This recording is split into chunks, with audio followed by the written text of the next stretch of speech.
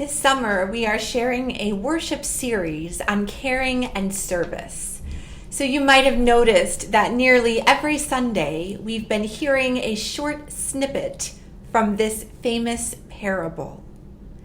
Hear now these words from Matthew chapter 25, verses 34 through 36.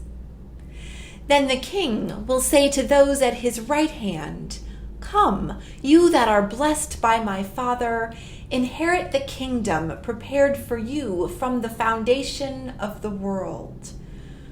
For I was hungry, and you gave me food. I was thirsty, and you gave me something to drink. I was a stranger, and you welcomed me. I was naked, and you gave me clothing. I was sick, and you took care of me. I was in prison, and you visited me." Today, our church service is considering the work of caring for those who are sick.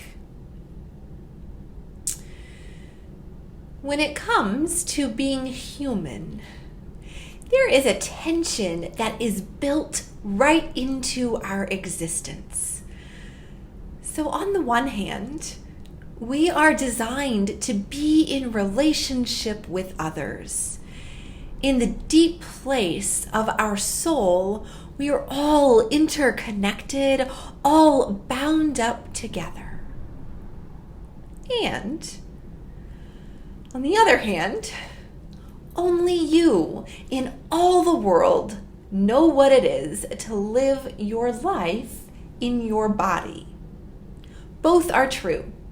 We are meant for relationship, and we are our own selves.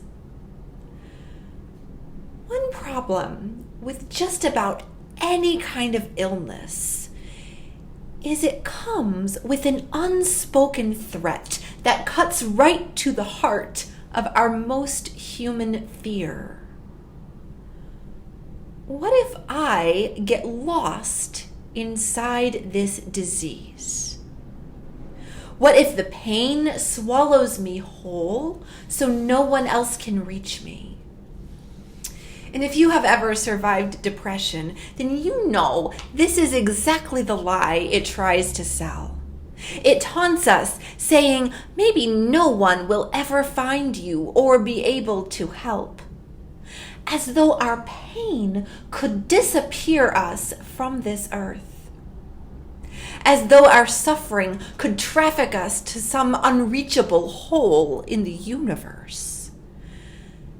This is the particular terrorism of illness, that somehow who we are as a person could get subsumed inside our disease. Thankfully, human beings have been learning to disarm this fear with a simple, salient claim that we don't always say in words, but if we did, it would go a little something like this. Hey, I need you to understand what I am feeling. Issuing this statement is the work of translating our own pain to each other. It's exactly what babies are trying to do when they're crying to get their parents' attention. They're saying, "Hey, I need you to understand what I'm feeling." This is what poets are attempting when they employ metaphors to name precisely how the body hurts. And we'll be hearing some of this poetry in our psalm coming up.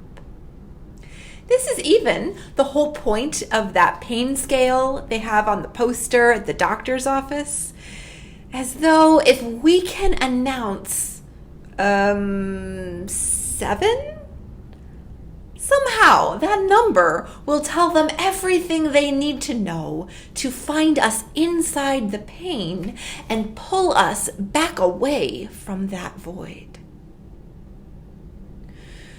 When someone who's sick tries to find a way to say, "Hey, I need you to understand what I'm feeling," we would all do well to realize what it is they're doing. They are working to come back to life. They are answering this taunting human fear, this threat of illness, by insisting that they will not be seized away and snuffed out. If somebody else can hear them, they cannot be lost in this void. And when it's you who says this, when you're the one saying, I need you to understand what I'm feeling, you are speaking right to the heart of God.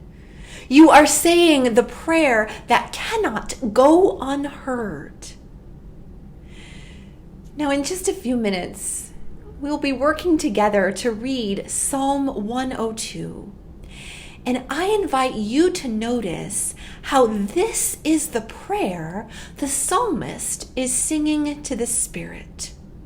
Make no mistake, these are the words of coming back to life.